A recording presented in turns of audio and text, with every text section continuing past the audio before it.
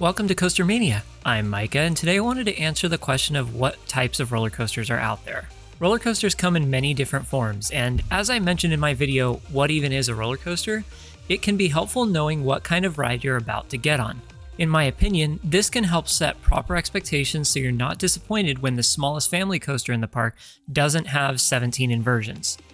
I wanted to dive deep into this subject as it will help you understand more about what is being talked about in the coaster world. This is part 2 of my Asking Questions About Roller Coaster series, and I can't wait for you guys to see what else I have in store. Make sure to like, comment, and subscribe to keep up with our latest uploads. Also, be sure to hit that bell icon to be notified of when we do upload.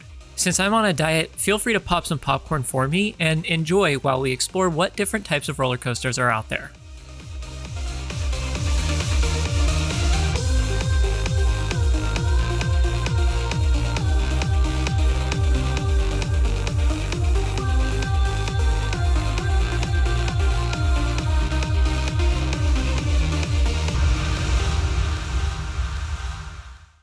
It is pretty common to find a fairly large spread of different types of coasters at a single amusement park.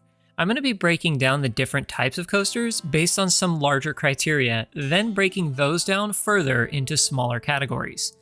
To introduce the first major flavors of roller coasters, you have wood, steel, and hybrid coasters. These are all pretty self-explanatory, but I'll go into more detail later. Diving in a little further, we have the types of coasters, which are specified by the types of trains on their tracks. If you followed along with my videos, you'll know that there are tons of different shapes of trains on roller coasters. Moving on, we have types of coasters defined by their track layout. This is a smaller categorization, but still a useful one. Roller coaster layouts are frequently copied, duplicated, or cloned, and the same layout is featured at multiple amusement parks. Next, we have roller coasters defined by their mechanics. This is based on how a coaster gets around its course. There are a few different categories in this section, so again, I'll go into that subject later. Finally, we have coasters categorized by their height, or even thrill level. These coasters are some of the biggest out there. For the uber nerds out there, these terms will help you figure out roughly how tall a ride is. I will break down a few more categories afterwards, as I do feel like I need to dive into a bit more detail about them. Similar to my video, What Even Is a Roller Coaster?, I'm going to call this one a rabbit hole video. I like to call it this because I'm starting off with a basic question and diving deep down a rabbit hole to fully answer that question. If you like this style of content, be sure to subscribe as I have lots more on the way throughout the rest of this year and even into next year. Get on with it! Yes, get on with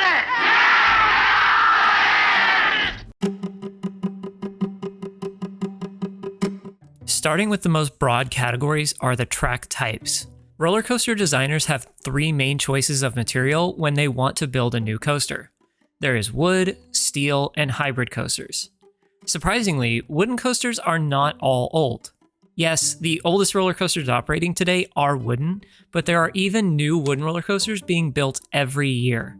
These coasters often are characterized by their out-of-control feeling and thrive on providing a teeth-rattling experience. If you've ever been to Disneyland, then you've heard this announcement on Thunder Mountain. "'Cause this here's the wildest ride in the wilderness." Yeah, debatable. Wooden coasters are truly the wildest rides out there. These coasters love flinging you out of your seat or even tossing you side to side on their turns. Wooden coasters provide a lower upfront cost option for theme parks to provide thrills on a larger scale. Where these rides have their disadvantage, however, is maintenance. Because of the added complexity of the lattice structures of wooden coasters and the higher potential for wear, they usually take significantly more effort on the part of the park to maintain and keep running smoothly. The next major category of coasters is steel. Obviously, this means the track is made of steel. Well, duh. Because of the material, these coasters often have a larger upfront cost but take less track maintenance to ensure a smooth ride. The first modern tubular steel tracked coaster was Matterhorn Mountain at Disneyland, which was built in 1959. These coasters can pretty much be as big as you can imagine. Finally, we have hybrid coasters. Surprisingly enough, these are not just built by Rocky Mountain Construction. Hybrid coasters have existed for a while now. It isn't until recently, though, that the term hybrid has become popularized. Mine train coasters built by Aero Developments often have wooden support structures with steel track. One of the oldest examples of a hybrid coaster was opened in 1927, which was Cyclone at Luna Park. This coaster features a steel support structure with wooden track. The type of track that a roller coaster has is a great baseline to start when it comes to classifying coasters. I'll quickly point out though that a lot of coasters fit into multiple categories, so just because a coaster is wooden doesn't mean it can't be a terrain or family coaster or anything else. There are a lot of different shapes and styles of trains present on roller coasters, and some of them honestly can end up looking pretty wild. To list off a few of the different categories, we have inverted or suspended trains, floorless, flying, and motorbike coasters. These are just a few, but there are plenty more. Let's start with the basics, however. Inverted or suspended trains are roller coaster trains that sit underneath the track. The track usually looks like an upside-down version of other roller coaster track. One type of coaster that is an extension of this is flying coasters. These usually have you in a laying down position in order to give you the sense of flying like Superman. Some of these do a great job with this, and others feel like utter death traps. One more common train style we're seeing today is wing coasters. Wing coasters feature trains in which the seating is to the side of the track. The most common wing coaster model, built by Bolliger and Mabillard, often features inversions. These coasters are also designed in a way where there is no floor beneath your feet. On a similar note, we have floorless coasters. Floorless coasters have riders sat above the track but without a floor beneath their feet. This can sometimes give the sensation that your feet are able to touch the track at various points. Moving on, we have motorbike coasters. These come in some different shapes, but most often have trains designed to look like motorbikes. Sometimes they might look like horses or jet skis, but the rider position is still the same. These coasters have you hunched over as if you're riding a motorcycle. Not all roller coasters have you sitting or laying, however.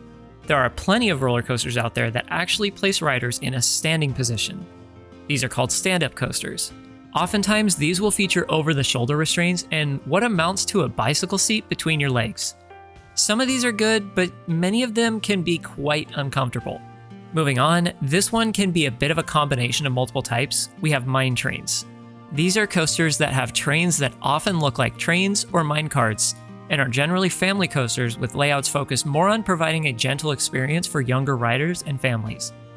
Generally speaking, mine trains were most commonly manufactured by Aero Developments.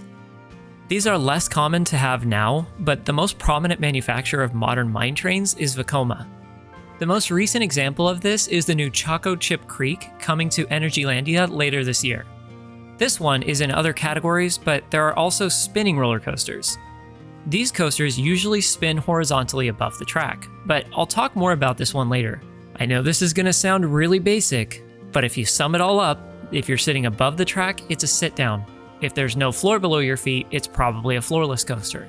If you're sitting to the side of the track, it's a wing coaster.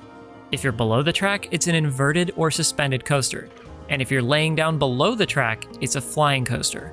If it looks like a train, it's probably a mine train coaster. And if it spins, it's a spinning coaster.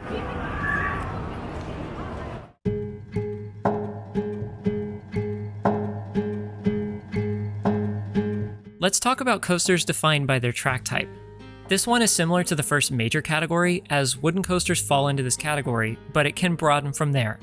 For instance, we have two types of coasters that can bear some resemblance if you squint your eyes tight enough. These would be pipeline coasters and bobsled coasters. This is due to the half-pipe shape of their tracks. Bobsled coasters don't have upstop wheels and coast freely along a half-pipe track where they move side to side on the turns. These layouts are more focused on getting the trains to swing from one side of the half-pipe to the other, so they generally don't feature much, if any, airtime. Pipeline coasters don't really exist at the moment, but were a concept designed by Aero in which the coaster sits inside of a half-pipe style track where the seats are level with the rails. Intamin did make a pipeline coaster and called it a spiral coaster. This was not a very successful model and doesn't exist to this day. One other type of coaster that can be categorized by track type are water coasters. These coasters usually have a portion of roller coaster track and then portions of flumes filled with water. Take this example of Journey to Atlantis at SeaWorld Orlando. There is also side friction coasters. These coasters predate the invention of the upstop or under friction wheel and sit in what looks like a trough. The track on this coaster type has boards under the train and on the sides of the train, which are designed to keep the roller coaster on the track. One of these is notable as it is the oldest operating coaster in the world. This is Leap the Dips at Lakemont Park. Finally, I wanted to mention single rail coasters. Surprise, surprise, Rocky Mount Construction is not the only manufacturer of single rail coasters. Skyline Attractions recently unveiled their Pescetti Bowl coaster, which will see installations at a few Six Flags parks soon. Intamin is also trying their own hand at the single rail lineup with their new Hot Racer model. So far, there's only one of these installed at Luna Park in Australia. Finally, we have Mara Rides with their powered single rail coasters, the Spike Coaster. All of these coasters do a great job of providing thrilling rides while taking up very little space and materials. I feel like I should also make an honorable mention to hybrid coasters. These are more popularly built by Rocky Mount Construction as mentioned earlier. However, Great Coasters International, or GCI, has been slowly incorporating their weld-free steel track on some of their latest wooden installations.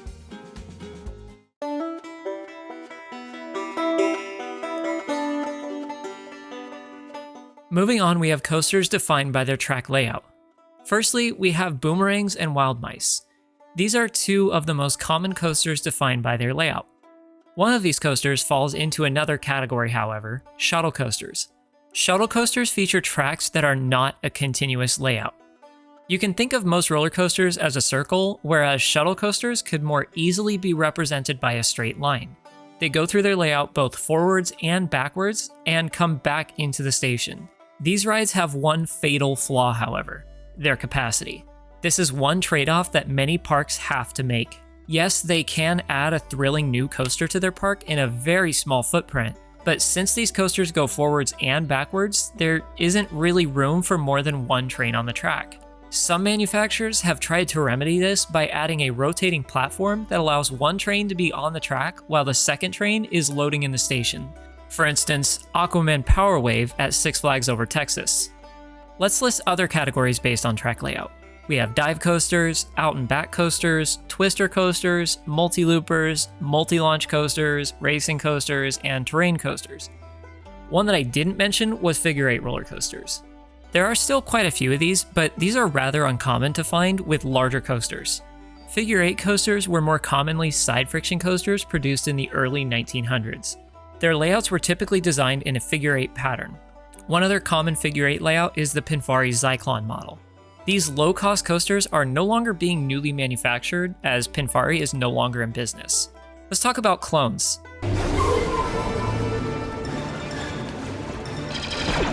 No, not those. At least here in the US, boomerangs and wild mice are some of the most common cloned coasters you can find. Boomerangs were manufactured by Vekoma and are shuttle coasters that feature 2 spikes, a cobra roll, and a vertical loop. A lot of these probably aren't maintained as well as they could be and end up feeling incredibly rough. There are also inverted boomerangs and giant inverted boomerangs. Good examples of these include Invertigo at Kings Island and Aftershock at Silverwood. These coasters promised a ton of thrill in a small footprint, but in my opinion, didn't do a great job at providing this. A counter-argument to this, though, would be the boomerang coasters that have been retrofitted with vest restraints. This makes the ride experience far more comfortable and enjoyable. After riding the defunct boomerang at Knott's Berry Farm, I wasn't a huge fan of them. I was able to give them a second chance though with Flying Cobras at Carowinds, and this coaster was far more comfortable. Moving on, we have Wild Mice. These are made by a variety of manufacturers. One prominent manufacturer of at least the classic Wild Mice is Mach Rides. These coasters have courses that are filled with sharp turns and small but quick drops. I should mention, boomerangs and wild mice are not the only cloned coasters. There are plenty of other models out there that feature the same layout and take up a small footprint. A good example of this would be the Skyrocket 2 model designed by Premier Rides. Moving on, we have out and back coasters. These come in many forms, but are more common for wooden roller coaster designs. These layouts do exactly as their name implies. They traverse a course out to the furthest point of the ride, and then turn around and come right back. There are some steel coasters that fit into this role, like Intimidator at Carowinds. This category isn't so much based on track type as it is layout, so even though it isn't technically traditional, Intimidator is considered an out and back coaster. Next, we have twister coasters. Twister coasters can honestly be applied to a lot of coasters, as the name really defines it as a coaster that twists and turns a lot and interweaves with its own layout. Something like Rougarou at Cedar Point can be considered a twister coaster, as well as Thunderhead at Dollywood. The twisting can imply inversions, but doesn't always. There are rides out there that some enthusiasts might call hyper twister coasters.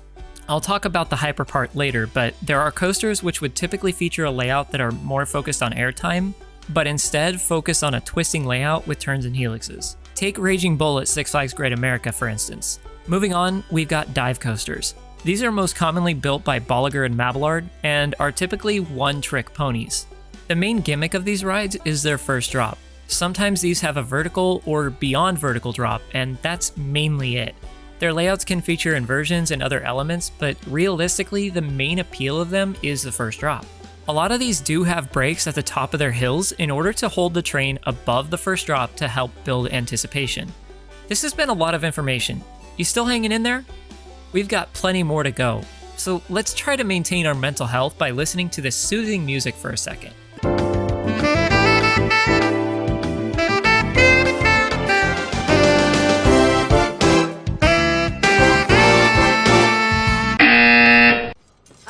Break time's over. Chop chop. Next, we have the two multi-coasters. These are multi-launch coasters and multi-looper coasters.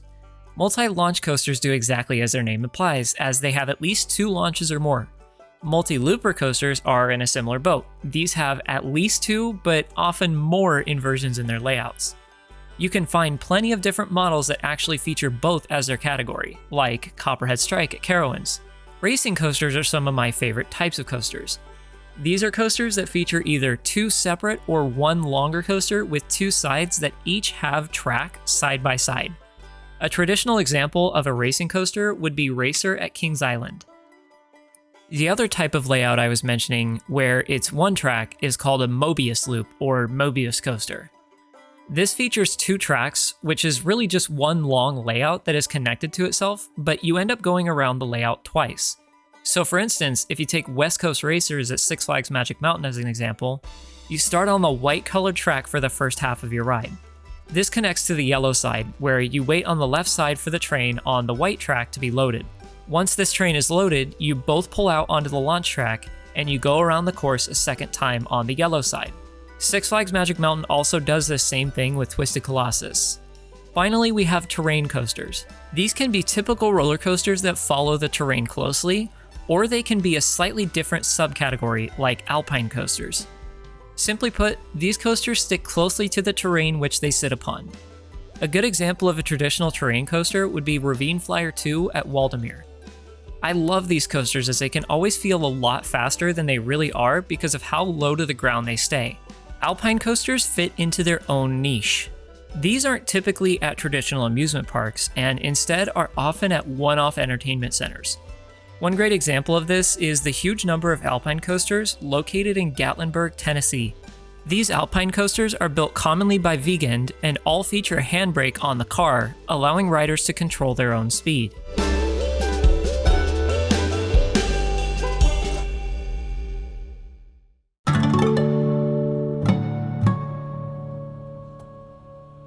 I've already mentioned in short form some of these types of coasters, but I wanted to talk a little bit further about them. You see, it may be surprising, but not all roller coasters have lift hills. Dear God. You see, there's other types of propulsion. No. Other than traditional lift hill coasters, there are launch coasters and powered coasters. Launch coasters have a section of track that accelerates them forwards to a high speed. Although, it seems like mock rides missed the memo and chose to make slow launches instead. These can have 1 or multiple launches on the course. These types of coasters can be brought up to speed using air, magnets, hydraulics, tires, or even using flywheels. Next, there are powered coasters. These are typically smaller coasters designed for children or families and don't often provide forceful rides. The antithesis to this is Maurer Rides with their Spike coaster. These are powered coasters that can go upside down and do all sorts of crazy things with their layouts. Generally speaking, when a coaster has a lift hill, we don't identify it by that, as that is the traditional form roller coasters come in. They are really only named when the propulsion is controlled by different means.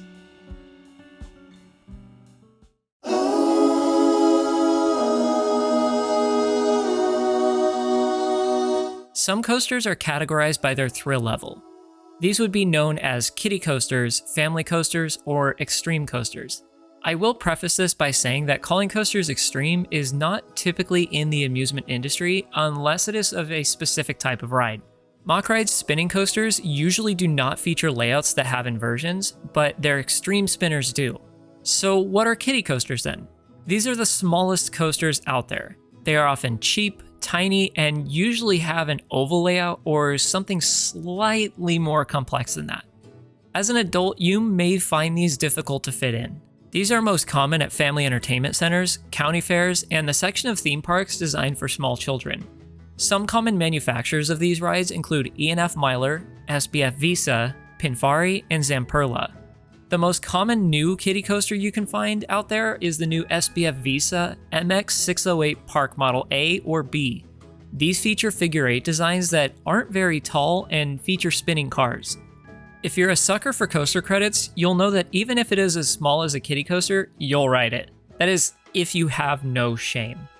Moving up in size are family coasters. These coasters can have more forceful layouts and often are much larger. A lot of coasters present at Disney parks are family coasters. For instance, Space Mountain, Thunder Mountain, Gadgets Go Coaster, and Matterhorn bobsleds are all family coasters. Some family coasters can feature an inversion. This is a topic that is sometimes debated in the coaster community, but due to their size and layout, sometimes a coaster can be considered a family coaster even if it has an inversion. I have heard it argued that Cheetah Hunt at Busch Gardens Tampa can be considered a family coaster. I'm on the fence about this one, but one alternative I'd like to propose is the New Revolution at Six Flags Magic Mountain. This features a singular vertical loop halfway through the course. The majority of this ride's course is a terrain coaster that doesn't provide much else in the way of forces, and when it comes to the ride's vertical loop, it eases riders into it. Not everyone agrees with this, however. Well, Tom, it's the ultimate test of the human body, I believe. I'll be traveling up and down a track especially designed in a smallish metal car or container at approximately 150 miles an hour. Some other examples of family coasters would include Aero Mine Trains, Vekoma Junior coasters, and Gerstlauer family coasters. As seen with the last example, family coasters aren't all traditional lift hill coasters. Some of them can be launched. Extreme coasters, if we were to officially define them, would be just about anything large scale. This would include anything over at least 100 feet tall, most likely. Anything with one or more inversions can fit into this. Generally speaking, if you look at the skyline of your favorite amusement park and see larger coasters, these are often the extreme coasters at the park, but this isn't always the case. Multi-launch coasters aren't always very tall, but can be classified as extreme due to their more erratic layout.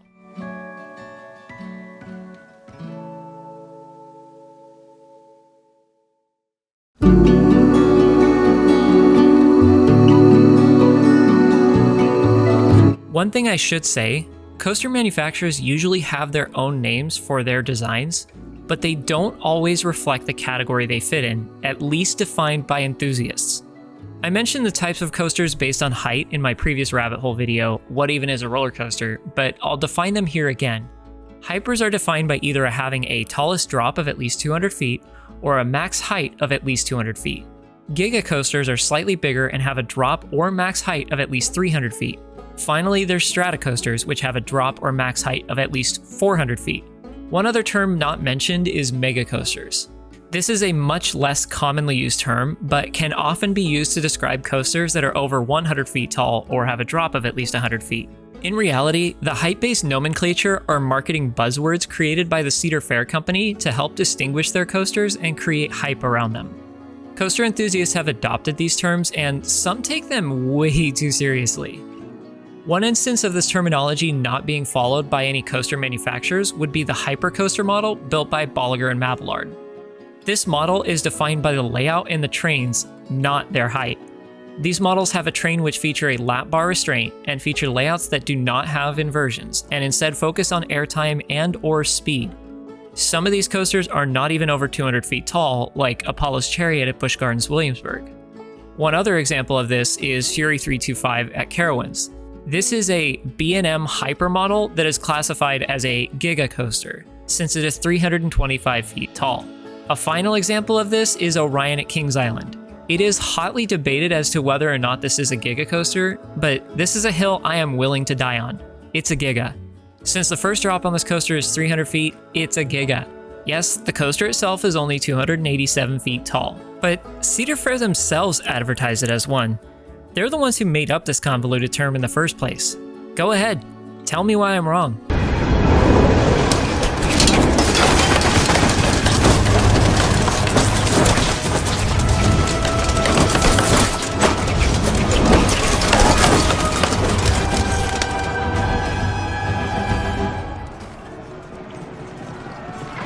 A lesser known equivalent to this is the Giovanola Mega Coasters. These would be Goliath and Titan. These sister coasters are over 200 feet tall, but are classified as hypers. Look, I get it. This is all nerd talk and doesn't affect much in the grand scheme of things, but us thuzies are particular. I'm doing it! I'm doing it! Yeah! Yeah!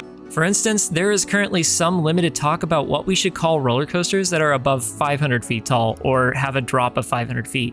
There's really only one known coaster that is currently being built that will supposedly surpass this benchmark, which is Falcon's Flight at Six Flags Qiddiya. There hasn't been a ton of discussion on this, but the most popular term created so far is Terra Coaster, so I'm gonna stick with that.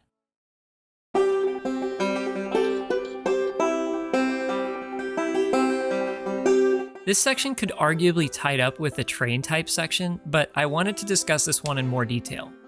Roller coasters do not all have a train that features seats or cars that are fixed in a forwards or backwards position.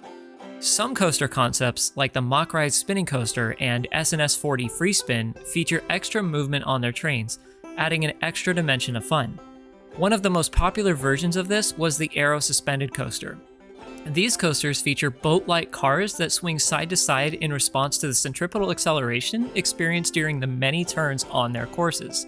For a short time, Vekoma even manufactured a similar model, the swinging turns. There are other types of spinning coasters like the Zamperla Twister Coaster and Gerstlauer spinning coasters.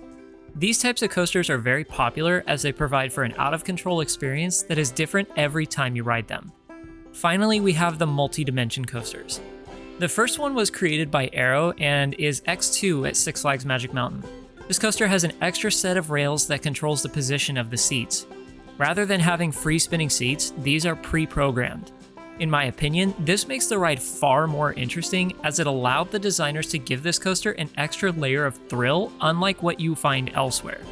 One of the newest and probably most anticipated coasters for me is like an evolution of the Aero suspended swinging coaster and is the SNS Axis coaster.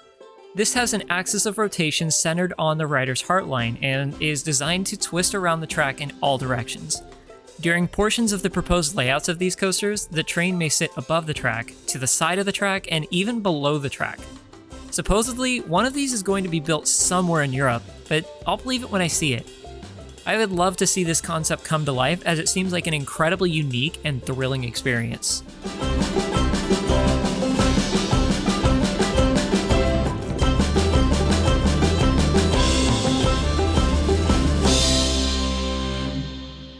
Whew, that was a doozy. Hopefully this is a pretty comprehensive guide on the different classifications of roller coasters. There is one more detail I'd like to briefly cover, however. That is the fact that not all roller coasters fit into one single category. For instance, let's consider Maverick at Cedar Point. This coaster is a steel, multi-launch, multi-looping twister coaster. It's a lot, and realistically, when describing it, us coaster enthusiasts do not actually call it that. Usually you can describe a coaster based on its most prominent feature. For Maverick, that would be its launches, so we define it as a multi-launch coaster. Let's consider Ravine Flyer 2 at Waldemere. This coaster is a wooden coaster, but also a terrain coaster and a twister coaster. This one is generally identified as a wooden and/or terrain coaster. Don't worry, you'll figure out! Ultimately, this is one of the more convoluted sections of the coaster enthusiast world that can tend to spark a lot of debate among those in the community that tend to take things too seriously. Based on this video, I hope you can find something special about your local theme park. Every coaster type is unique in its own way, and some are less common than others. Next time you go to a theme park, see how many different types of coasters there are. Is there a widespread? Does it feel like your park might be missing something? Does your home park have something truly unique? Who knows? Maybe your home park has more variety than you thought it did.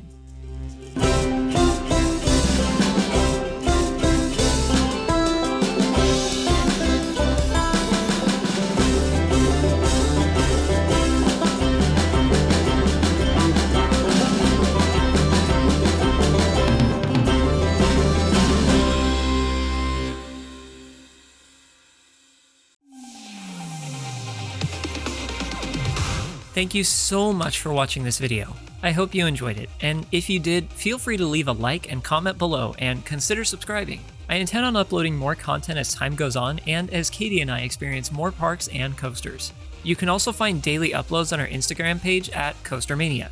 Soon we'll be opening an Etsy page where you'll be able to buy prints and more of some of your favorite coaster photography of ours. Thanks for watching the video, and ride on, Coaster Maniacs!